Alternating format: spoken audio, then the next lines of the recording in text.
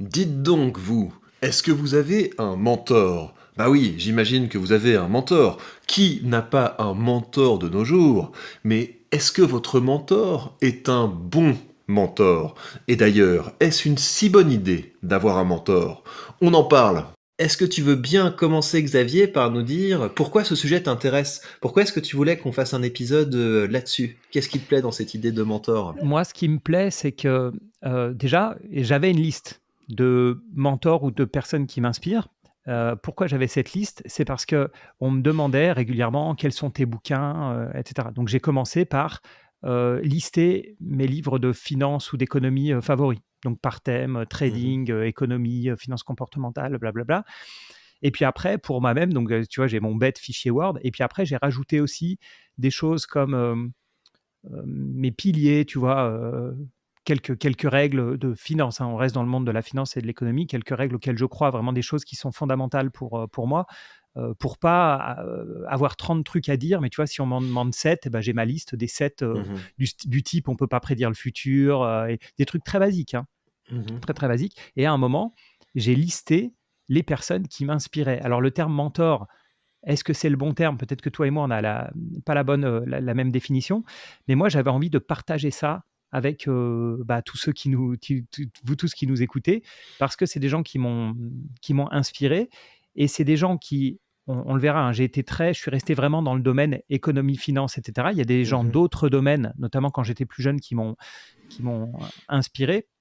Par exemple, des alpinistes, moi je lisais les récits de montagne, d'alpinisme de Walter Mhm, Bonatti, et cetera. Tu vois, ils te racontent c'est complètement fou en fait, le mental qu'ils avaient, et cetera. Tu vois, dans des solos en hiver, au Dru, machin, enfin voilà. Donc ça, c'est le type de discours, enfin de récit qui m'inspirait énormément. Et là, je mhm, suis resté pour aujourd'hui sur vraiment un côté plus pro, on va dire. mhm. Mais toi, est-ce que ça t'a inspiré alors comme thème, le côté Oui, alors mentor? ce thème m'inspire, mais j'ai un problème avec la notion de mentor et je Mhm. vais je vais expliquer pourquoi et je vais dire, pourquoi j'ai créé la liste que j'ai, créée. Mhm. Souvent, tu vois, dans le domaine un petit peu de l'infoprenariat, de l'entrepreneuriat en ligne, on se retrouve avec des gens qui, sont souvent un petit peu jeunes, un petit peu impressionnables, qui se passionnent pour, une personne. Mhm. C'est la personne la plus importante et puis donc ils se montrent un petit peu pas sous leur meilleur jour parce que quand on est en train constamment de dire: «Lui, c'est mon mentor, lui, c'est mon mentor», souvent on a l'air d'être quelqu'un un petit peu une pâle copie ou un Mhm. perroquet. Donc il y a ce côté un petit peu, frontière entre, mentor et gourou. Et puis ce qui se passe au bout d'un moment, c'est que ces gens qui ont été complètement en admiration face à un mentor, bah, ce mentor va faire quelque chose qui leur plaît pas, ce mentor va prendre un nouveau parcours, etc. Et ils vont se mettre à le détester. Ils Mhm. vont le mettre à se détester, à se dire qu'est-ce que je suis déçu d'eux, etc. Donc on voit beaucoup ça aujourd'hui avec les youtubeurs. Il y a plein d'histoires de youtubeurs qui sortent de tel ou tel youtubeur qui a eu une influence toxique sur sa communauté et du jour au lendemain, on va dire en fait c'était la pire personne sur Terre, etc. Mhm. On l'a vu, ça c'est un cas que j'ai traité sur ma chaîne business avec Oussama Hamar. Mhm. Oussama Hamar qui a été la personne qui un petit peu essayé d'insuffler pendant une période une mentalité un petit peu entrepreneuriale, libérale en France, qui au bout d'un moment est parti de l'entreprise qu'il avait fondée, qui s'appelle The Family, pour aller à Dubaï, faire des choses qui sont plus avec il a une holding, il est un petit peu dans le monde NFT, crypto, et aussi dans le conseil parce qu'il a créé une hotline où les gens peuvent l'appeler pour des conversations express. Et quand il a fait ce changement dans sa carrière, il y a des gens qui avaient fait des vidéos sur lui pour dire à quel point il l'adorait, etc., qui ont ensuite refait des vidéos pour dire qu'est-ce que j'ai été déçu par lui. Donc je pense qu'il faut faire attention à ça. Je pense que le côté mentor s'accompagne d'un effet de halo. Mhm. Donc à la fois dans le sens, on aime bien quelque chose et on va étendre ce qu'on aime à l'ensemble de sa personnalité, etc. Donc on va lui attribuer peut-être trop de qualités, mais à l'eau également avec le côté un petit peu flou, tu sais, un petit peu comme quand on est amoureux. Et donc on va commencer, si on demandait à ces gens précisément, mais qu'est-ce que t'aimes chez lui? Qu'est-ce qui t'a apporté? Qu'est-ce qui t'a permis de faire mieux? Ils auraient du mal, je pense, à pointer des choses précises. Donc c'est pour ça que moi, à cette notion de mentor, j'ai préféré des choses comme des inspirations ponctuelles. On est À complètement d'accord. savoir, si tu me demandes qu'est-ce qui t'a appris, je suis capable de dire c'est ça que j'ai récupéré chez lui. Et ça, Mhm. ça me permet d'avoir de la vraie gratitude. Parce que si aujourd'hui quelqu'un vient me dire non mais Oussama Ammar c'est je sais pas un homme orchestre ridicule etc.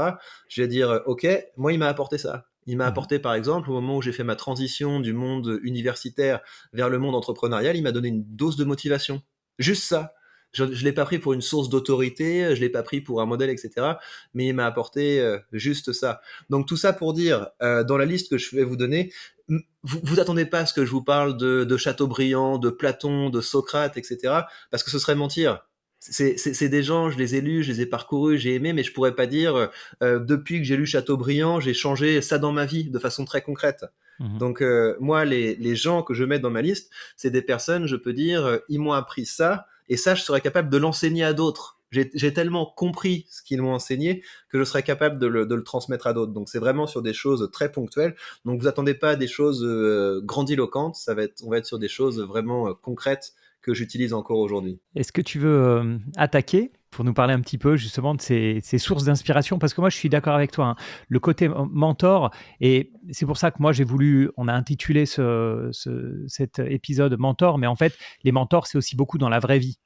C'est Ouais. quelqu'un avec qui tu peux discuter, etc. Là, on est bien d'accord que je ne vais pas vous dire que j'ai eu un prof ou mon chef ou ci ou ça, ça ne vous intéresserait pas. Donc, on prend des personnages publics qui ont publié du contenu. Et ça, c'est pour moi, si je devais définir un mentor tel que je vais vous les présenter aujourd'hui, c'est quelqu'un qui est dans l'ensemble très bon dans son domaine, parce qu'il y a des gens qui parlent mais qui ne sont pas bons dans leur domaine. Donc moi, c'est des gens qui sont très bons dans leur domaine. Et important, c'est des gens qui partagent. Parce qu'il y a des gens qui sont très bons dans leur domaine, mais qui ne partagent pas, qui ne créent pas de contenu, comme on dit aujourd'hui. Mais moi, c'est des gens qui ont parfois vécu il y a longtemps ou qui sont décédés.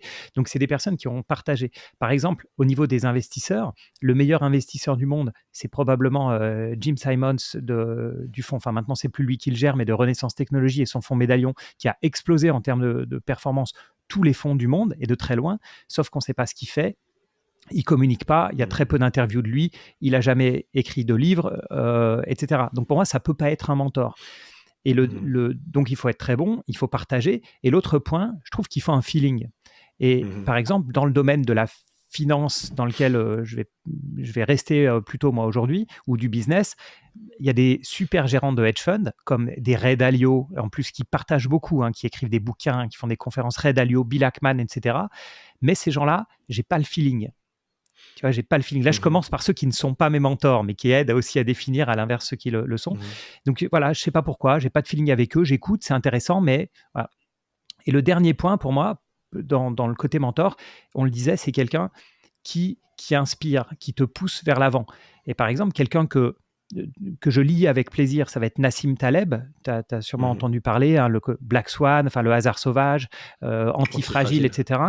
Et ok, c'est super, il est brillant et lui, il est très bon dans son domaine, il partage, il écrit des livres. En plus, c'est quelqu'un qui a fait, hein, c'est un ancien trader option, etc. Il sait très bien de quoi il parle. Mais quand j'écoute ce qu'il dit, ce qu'il me dit, c'est en fait, c'est le hasard qui mène tout. Donc, en gros, il ne faut pas faire grand-chose à part se protéger. Donc, ce concept d'antifragile où il faut avoir, en gros, on prend des assurances quoi, pour, en cas de pépin, que ce soit des assurances dans le monde financier ou en dehors, mais on prend des choses qui sont antifragiles, donc qui vont... Voilà. Mais ce discours-là, il ne m'inspire pas, en fait. Il ne me pousse pas à agir, au contraire, il te pousse à être un survivaliste dans un bunker dans la forêt, tu vois. Et même, d'ailleurs, le fonds qu'il a créé, un fonds Black Swan, bah non, ça marche pas, en fait. Ça vivote, tu as une crise, il gagne de l'argent, puis après, il se remet à en perdre, parce qu'en fait, tout ce qu'il fait, c'est qu'il paye des primes d'assurance, et ça m'inspire pas. Il coche tout le reste, il coche tout, mais voilà, le côté inspiration, et c'est pour ça que c'est ce que je retiens de ce qu'on va discuter aujourd'hui, le côté inspiration, il est hyper important. Est-ce que toi, ça revient un peu quand tu me dis Chateaubriand, ça pourrait être un mentor, ou Platon, ou peu importe, mais en fait, ça l'est pas. Et comme ça, il y a des gens que tu as rayés qui t'intéressent, mais qui t'inspirent pas. Bah pour moi, un critère, c'est s'il y a quelque chose qui relève de la pédagogie. Tu sais, il faut qu'à un moment ils aient écrit un traité ou fait des choses que je peux réutiliser pour pouvoir m'acquérir vraiment ces compétences. Pour moi, il y a ces deux dimensions. Parce que je peux être effectivement ébloui par les performances de quelqu'un, mais dans ce cas-là, c'est de l'admiration. Mhm. Et l'admiration, c'est pas quelque chose qu'on peut traduire en compétences qui nous permettent de progresser. Donc moi, je mettrais cette dimension qui est importante, C'est c'est est-ce exactement que je suis ça. capable Mhm. de traduire ça en action. Excellent. Tu veux attaquer? Ouais, je vais attaquer. Donc là, pour le coup, je vais commencer par quelque chose qui est un petit peu plus, je dirais pas intime, mais quelque chose qui est un petit peu plus restreint. Mais il y a des compétences intéressantes à en tirer. J'ai fait une thèse. Donc ça veut dire que j'avais une directrice de thèse et donc un professeur qui s'appelle Emmanuel Damblon. Et elle m'a appris des choses sur un domaine très précis parce qu'elle m'a appris à écrire. Et ça, c'est très important. Parce que la manière dont on a travaillé, c'est que je lui apportais des pages de la thèse que j'étais en train de rédiger toutes les semaines ou toutes les 2 semaines. Et en fait, au début, j'étais très frustré parce qu'elle me rendait des pages avec plein de ratures, plein de mots rayés, plein de choses supprimées, plein de choses, mais qui portaient vraiment sur les phrases et sur les mots. Et moi, je me Mhm. disais, mais non, mais j'ai pas envie de discuter de ça. Moi, j'ai envie de discuter des idées. Mhm. J'ai envie qu'on parle de concepts. J'ai envie qu'on parle de, enfin voilà, qu'on se bataille, qu'on teste les choses, etc. Et elle, non, au début, elle me soulignait des choses. Elle disait, bah ça, c'est pas clair, ça faut reformuler, ça, il faut remettre, il faut enlever ces mots-là, ça c'est pas clair, etc. Et en fait, progressivement, j'ai compris que c'était essentiel parce que on peut avoir tendance à se dire, il y a le monde des idées. Mhm. Et il y a le monde des discours, du langage, et finalement le langage c'est secondaire, les mots c'est secondaire. Ce qui est important c'est les concepts. Mais la vérité c'est que tant qu'une idée n'est pas posée sur le papier, c'est rien du tout. C'est rien du tout, c'est juste une sensation, c'est juste une intuition. Et c'est seulement à partir du moment où on met l'idée sur le papier, qu'on commence à la sculpter, qu'on commence à se demander mais est-ce que c'est suffisamment clair, est-ce que c'est suffisamment bien formulé, d'une part que notre pensée s'est clarifiée, d'autre part qu'on peut vraiment discuter de l'idée. Et ça m'a beaucoup aidé. En fait, le fait de mettre la pression sur chaque mot pour me demander, mais est-ce que ce mot mérite d'être là? Est-ce que ça veut vraiment dire quelque chose? Le fait de se demander, bah tiens, quelqu'un me dit que c'est pas clair. Dans ce cas-là, ça veut peut-être dire qu'il faut que je reformule pour pouvoir retravailler là-dessus. Donc, ça m'a beaucoup aidé. Et donc, le fait qu'on passe toute la première, c'était peut-être même la première année de notre travail ensemble, à vraiment raturer, réécrire, reformuler des choses, ça a été d'une grande aide pour moi. Et en fait, le fait de comprendre vraiment ce qu'elle m'avait apporté sur des points précis, ça m'a permis de pas avoir le même genre de relation que peuvent avoir les anciens thésards avec leur ancienne directrice de thèse, parce qu'il y a toujours un moment dans la carrière d'un chercheur où il va se friter avec sa directrice de thèse. Tu vois, des choses du type ouais, mais en fait il ou elle est pas si bien que ça, en fait j'ai vu d'autres sources d'inspiration, etc. Non, moi en fait je sais exactement qu'elle m'a apporté des choses très importantes là-dessus, des choses que je réutilise et des choses que je peux enseigner. Et donc le fait de savoir précisément ce que quelqu'un nous a apporté, ça permet Mhm. d'avoir de la gratitude. Donc voilà, ne croyez pas il y a plein de gens qui vous disent j'ai des idées incroyables, je prends juste pas le temps de les formuler. Ouais, mais non, en fait, le travail de formulation et d'écriture, c'est ça qui fait tout. Une idée qui est dans la tête, c'est quelque chose qui est pas encore clair et qui peut pas être encore travaillé. Excellent. Mais c'est sûr que, ouais, il y a un côté binôme, il y a un côté on parlait de feeling. Là, Mhm. je me demande comment ça se passe et certaines fois ça comme tu le dis, ça doit arriver soit en cours de thèse, soit au début, quand tu n'as pas ce feeling quoi Mhm. avec la personne, à mon avis, ça doit être super, super compliqué.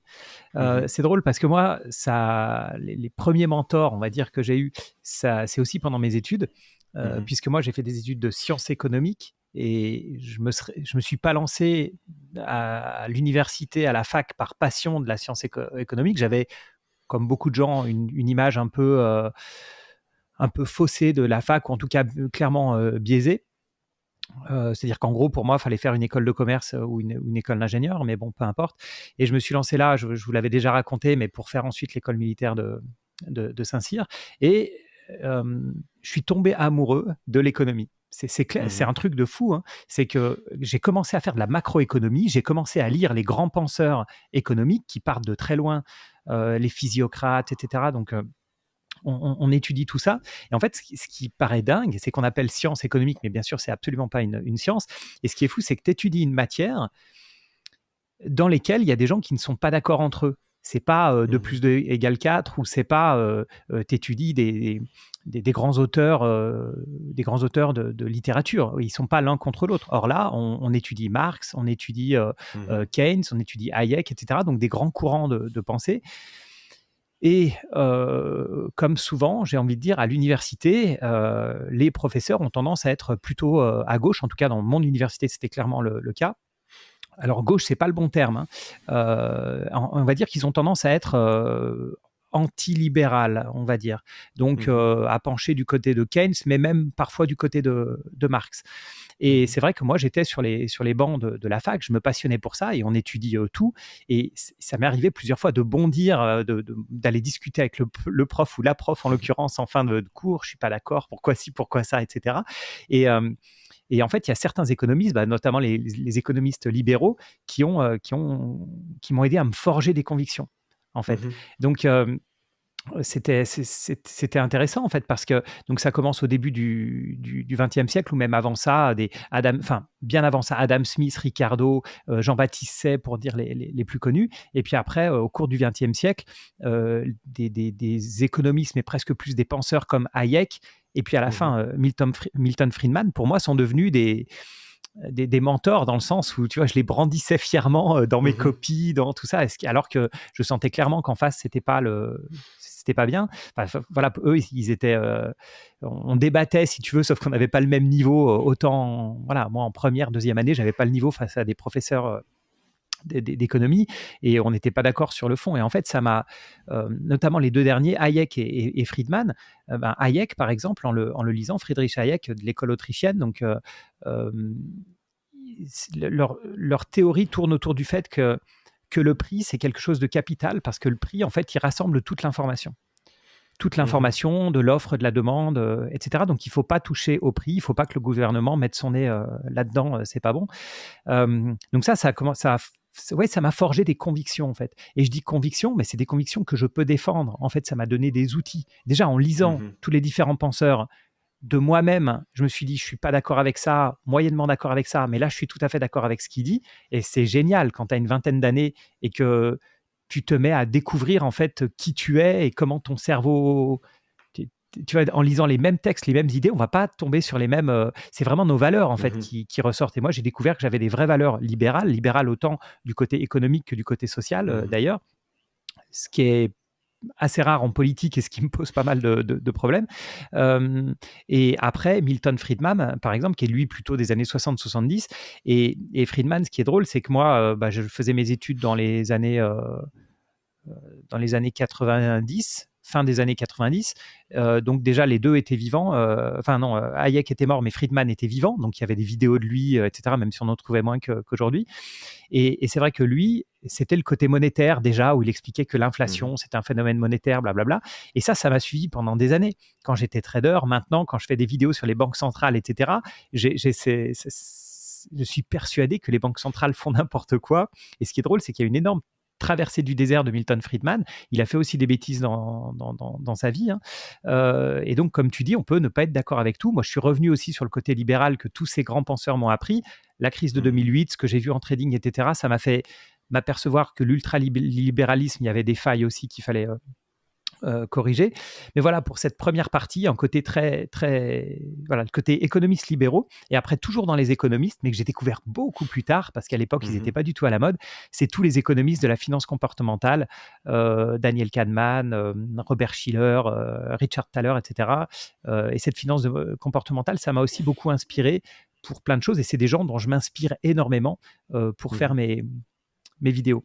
Je vous rappelle, comme d'habitude, que vous allez trouver le lien sous cette vidéo vers l'épisode complet. Évidemment, l'épisode était beaucoup plus long que l'extrait que vous venez de voir. On a discuté pendant, je crois, 1h20 ou quelque chose comme ça. Donc, si cette notion de mentor vous inspire, je vous invite à regarder sous cette vidéo et à écouter le podcast en entier. Venons-en maintenant au marché. Pendant la période des fêtes, pas de relâchement, je continue mes investissements. Alors vous voyez, j'ai fait un petit peu le point sur mes ETF. Ça, c'est l'ETF dans lequel j'investis assez régulièrement. L'ETF donc de Vanguard qui investit dans les entreprises qui versent de hauts dividendes à l'échelle mondiale, je l'aime bien parce que pour un ETF spécifique, à savoir monde plus dividendes, vous avez des frais qui sont assez peu élevés, vous voyez, vous avez 0,29 de frais, et si vous vous demandez ce que ça veut dire les frais sur les ETF, c'est pas une fois par an on va vous prendre de l'argent, c'est vous avez si vous voulez un décalage entre l'indice et l'ETF, vous avez un petit spread entre la performance de votre ETF et la performance de l'indice, et c'est comme ça que se rémunèrent les fonds. Mais ce qui est intéressant, c'est que souvent vous avez des fonds qui sont capables de battre leur indice, donc finalement les frais sont pas si importants. Donc là, en rouge, vous avez l'ETF Vanguard, et en bleu, vous avez l'indice. Et donc là, vous voyez que régulièrement, l'ETF bat son indice. En ce moment, non, vous voyez, l'ETF performe moins bien que son indice, mais sinon, dans l'ensemble, vous voyez que c'est pas un écart qui est très important. Donc les frais que vous payez peuvent être compensés par la performance de l'ETF. Bref, c'est pas tout à fait de ça dont je voulais vous parler. Je me suis rendu compte que cet ETF, même s'il est intéressant et qu'il est orienté un petit peu croissance, quand vous regardez la performance depuis qu'il est créé, vous avez quand même une belle courbe croissante, mais je me suis rendu compte que pourtant cet ETF performait moins bien que cet autre ETF dont je vais vous parler. Mais pour que vous ayez toute la comparaison, cet ETF, il a un rendement de 3,80. Donc c'est pas énorme en fait. Je pensais que c'était plus élevé parce que je l'avais acheté à un prix plus faible et donc le rendement était plus élevé. Mais 3,80 pour un ETF dividende, c'est pas absolument gigantesque. Donc j'espère quelque chose d'un peu plus fort. Et donc c'est pour ça que de temps en temps, j'aime bien aussi renforcer cet ETF là. Donc vous avez des frais qui sont plus élevés, hein. Mais vous avez également un rendement qui est bien plus élevé. Parce que dans cet ETF, en ce moment, vous avez un rendement de 4,77%. Donc c'est quand même plus intéressant. Et dans mon portefeuille, cet ETF performe mieux depuis que je l'ai que l'ETF de Vanguard. Donc il est en plus-value là. C'est une de mes rares positions qui est assez largement en plus-value. Donc je vais le renforcer. Voilà, je vais renforcer cet ETF là. En plus, ce qui est amusant, c'est que ça m'expose à des boîtes dans lesquelles j'investis pas. J'aurais jamais ça en portefeuille. Vous voyez, vous avez des boîtes comme Altria. Altria, c'est cigarettes et alcool. Vous avez International Business Machine, qui est une tech un petit peu sur le déclin. Vous avez British Tobacco. Vous avez Allianz, Mercedes, Mitsubishi. Donc vous avez beaucoup d'industriels. Vous avez beaucoup d'énergie. Vous avez les constructeurs automobiles, etc. Donc c'est des choses auxquelles je ne suis pas exposé. Et donc c'est assez intéressant d'y être exposé, je trouve, par le biais d'un ETF. Alors évidemment, hein, ce qui est intéressant aussi dans les ETF, c'est que s'il y a une entreprise qui cesse de bien performer, si une entreprise, par exemple, coupe son dividende, ou si une entreprise commence à perdre beaucoup de valeur, elle va sortir de l'ETF. Et une autre va automatiquement prendre sa place. Donc je trouve ça assez intéressant, via cet ETF, d'être exposé à ces entreprises que je n'ai pas en portefeuille. Et c'est également quelque chose qui est décorrélé du SP500. Vous n'avez pas du tout les mêmes entreprises que dans le SP500. C'est quelque chose qui est beaucoup plus diversifié à l'échelle mondiale. Si vous comparez avec les positions de cet ETF Vanguard dans lequel j'investis régulièrement, et donc si vous voulez, c'est le même genre. C'est censé être deux ETF qui nous offrent un bon rendement et qui le font à l'échelle mondiale. Mais je crois que dans cet ETF, on est quand même beaucoup plus exposé aux boîtes américaines. Donc oui, ça va être ici, vous avez Johnson & Johnson, ExxonMobil, JP Morgan, Chevron, Procter & Gamble, Home Depot. Donc vous voyez, les plus grosses positions, c'est des positions que vous avez dans le SP500, Nestlé, c'est en dehors, AbbVie, Pfizer, Merck. Donc vous voyez, ça fait quand même doublon avec des entreprises que je peux avoir en portefeuille. Alors que l'autre, c'est une vraie diversification pour moi en tout cas, parce que c'est pas des boîtes dans lesquelles je suis investi. Donc pour moi, c'est ça qu'il faut regarder quand vous investissez dans un ETF. C'est en tout cas un ETF dividende. C'est le rendement, c'est la performance, mais c'est aussi est-ce que ça offre une vraie diversification par rapport à ce que vous avez dans votre portefeuille. Donc c'est pour ça que je vais renforcer ça. Et l'autre position que je vais renforcer aujourd'hui, c'est mon ETF SP500, donc les 500 plus grosses entreprises américaines. Et donc là, ce qui est super intéressant évidemment dans cet ETF, c'est que vous avez des frais qui sont très bas. Vous voyez, 0,07% de frais, donc c'est quelque chose que vous ne sentez pas du tout passer à comparer avec les 0,38 de cet ETF. Donc là, avec ça, vous avez plutôt quelque chose qui est orienté croissance. Vous avez un rendement qui est assez faible. Je pense que vous avez un rendement aux alentours de 1%, parfois, voilà, 1,44%. C'est pas avec ça que vous allez vous dégager dans l'immédiat un revenu intéressant, mais vous avez la perspective d'une belle appréciation du capital. Et donc vous êtes investi dans quoi quand vous investissez là-dedans? Apple, Microsoft, Amazon, Berkshire Hathaway, Alphabet, etc. Donc vous avez les plus grosses capitalisations américaines. Donc c'est quand même intéressant, mais j'aime bien être investi dans celui-là. Donc vous savez, cet ETF, je l'achète régulièrement, je l'achète plusieurs fois par semaine pour l'utiliser quand mes enfants seront ados, pour pouvoir leur verser les dividendes, parce que j'aurai beaucoup de positions, donc ça commencera à être un dividende intéressant pour leur payer leur argent de poche. Et quand ils seront plus grands, je vendrai cette ligne d'ETF que j'aurai constituée, je leur donnerai le cash pour qu'ils puissent se fonder leur propre portefeuille. Voilà donc le projet. Donc là, on est dans un très bon ETF et on a la chance en fait parce qu'il a pas mal baissé récemment, donc il faut même pas se poser de questions. En tout cas, moi, je ne me pose pas de questions. J'investis aussi souvent que possible dans celui-là et s'il est en moins-value, c'est encore mieux. J'investis donc dans mon ETF Monde avec des hauts dividendes et je trouve qu'un rendement de 4,77%, c'est quand même très sympa.